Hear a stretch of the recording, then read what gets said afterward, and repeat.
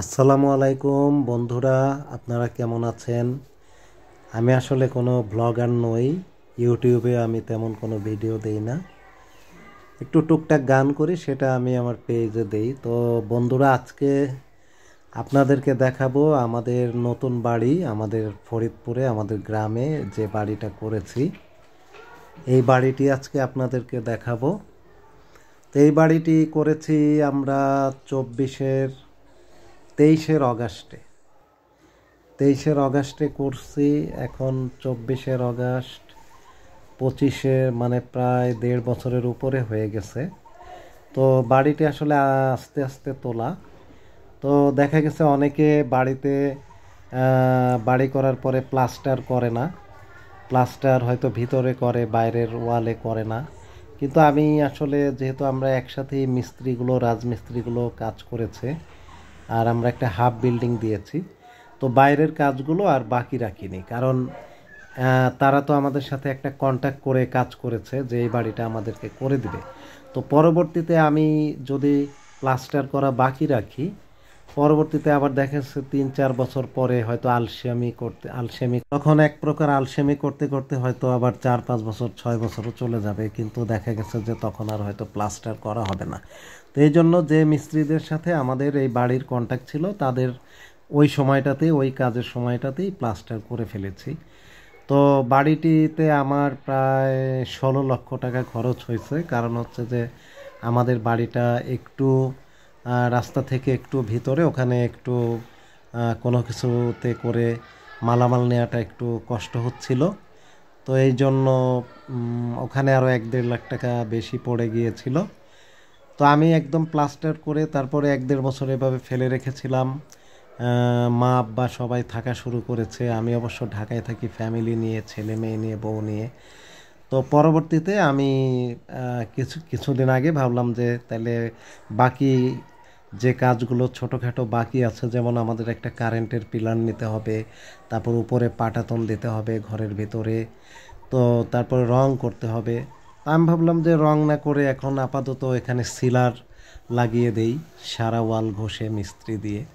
তো মোটামুটি এখন একটা, তারপরে মনে হচ্ছে যে এখানে একটা হোয়াইট কালার দিয়েছি, আসলে এটি সিলার দেয়া। তো পুরো বাড়ি ঘষার পর মোটামুটি 1-1.5 বস্তা বালু বের হয়েছে। তো এটা হচ্ছে আমাদের বাড়ি। এটা গ্রামে আমরা করেছি, আমরা কয়েকবার গিয়ে থেকেছি এখানে, অনেক ভালো লেগেছে। আর গ্রামে নিজেদের উঠানে, এটা অবশ্য আমরা নতুন ভিটাতে করেছি। আমাদের দাদা বাড়ির পাশে আমাদের নতুন একটা জমি ছিল, এটা পরিষ্কার করে ওখানে করেছি। তো বাড়ি তোলার পরে এর সৌন্দর্য, প্রথম দিকে মনে হচ্ছিল যে এখানে অন্ধকার লাগবে বা তেমন কোনো লাইট পড়বে না, কিন্তু পরবর্তীতে যখন বাড়ি তুললাম তখন দেখলাম যে না, পর্যাপ্ত আলো বাতাস সব কিছু পড়েছে।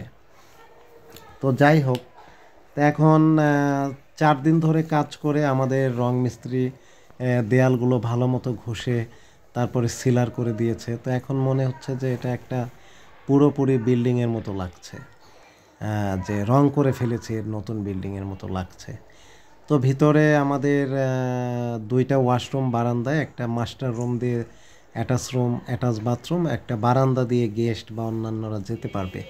আর ডান পাশে আর বাম পাশে পড়েছে হচ্ছে আমার কিচেনে টাইলস দিয়েছি, বারান্দায় টাইলস দিয়েছি এবং রান্নাঘরেও টাইলস করেছি।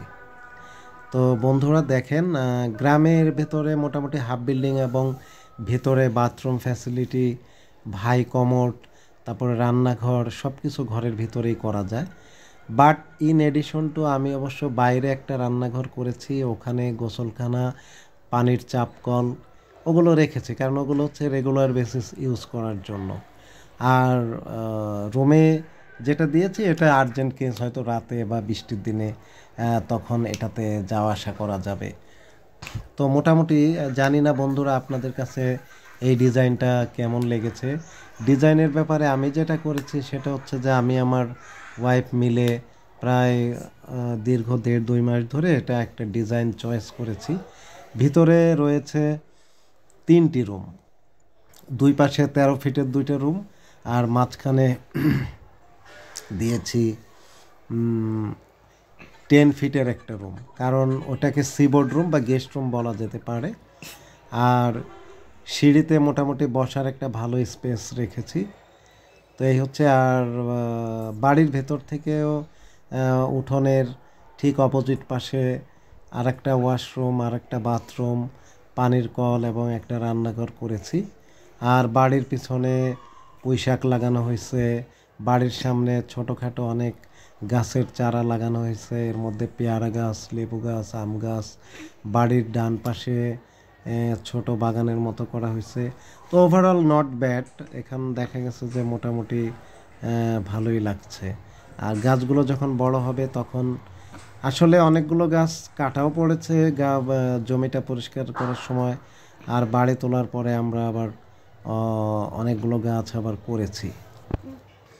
এই হলো বন্ধুরা আমাদের বাড়ি। আজকে আর কথা বাড়াবো না বেশি। তো জানি না আপনাদের কেমন লেগেছে, আমাকে কমেন্ট করে জানাবেন।